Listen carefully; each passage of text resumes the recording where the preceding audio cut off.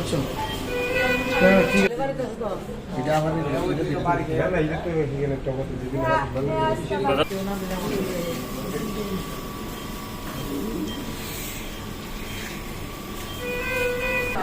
News করে দিয়ে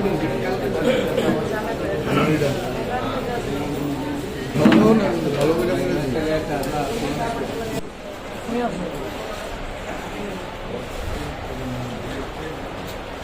বেশি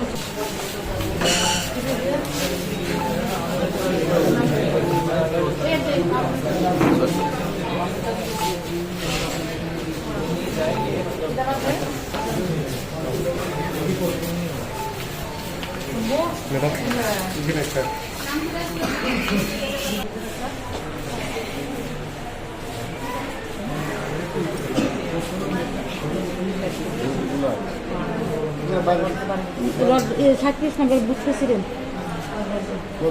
আমার বুথ প্রেসিডেন্ট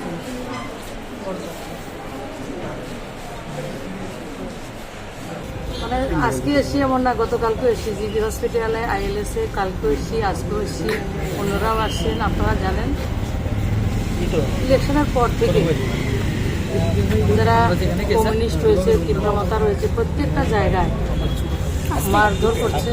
এবং গতকালকে বিশালগড় হোক, জুলাইবাড়িতে আমাদের তীব্রমতা ওরা আক্রমণ করেছে, পার্টি অফিস ভেঙে দেওয়া, তো গুরকা বস্তিতে কমিউনিস্টের তারা বিশালগড়ের সব জায়গাতে, এবং ধনপুরেরও 16 তারিখে ইলেকশনের দিনে সেটা করেছে। তো সব কার্যকর্তাদের দেখতে এসেছি, কয়েকজনের অবস্থা খুব আশঙ্কাজনক রয়েছে। নির্বাচন উত্তর যে সন্ত্রাস যেটা কমিউনিস্টরা চিরাচরিততে করতেন, এবার নির্বাচনের পরে নিজেরা ক্ষমতা ছিলেন না, তারপরে সেটা ওনারা পুনরাবৃত্তি করেছেন। এবং গতকালকে বিশেষ করে মথার যারা রয়েছেন বিশালগড় থেকে যাওয়ার সময় বা জুলাইবাড়িতে, তেলিয়ামুড়াতে, বিভিন্ন জায়গায় যে গুলতি দিয়ে মানুষকে মেরেছে। বিশালগড়ের তো একজন পঙ্কজ, ওর চোখের মধ্যে যে মার্বেল ঢুকে গেছে, এটা একসাথে দেখলে আপনারা দেখবেন, পাঁজর সবগুলো ভেঙে দিয়েছে, চোখটা নষ্ট হয়ে গেছে।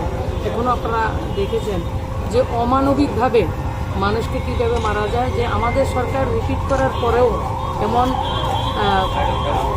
করছেন ওনারা। আমরা ইলেকশন কমিশনের সঙ্গে কথা বলেছি, ইলেকশন কমিশনের আন্ডারে রয়েছে সবটা।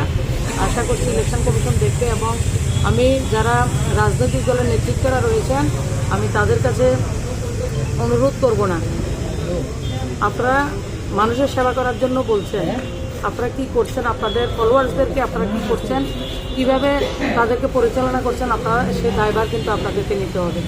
কিন্তু রাজ্যের মানুষ শান্তির পক্ষে, সমৃদ্ধির পক্ষে, সম্প্রীতির পক্ষে যে জনাদেশ দিয়েছে, সেই জনাদেশকে সবাইকে মানা উচিত আমি মনে করি।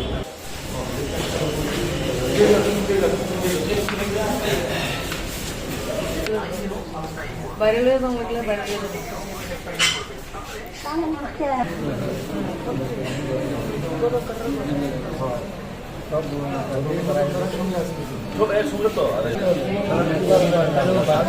সকালে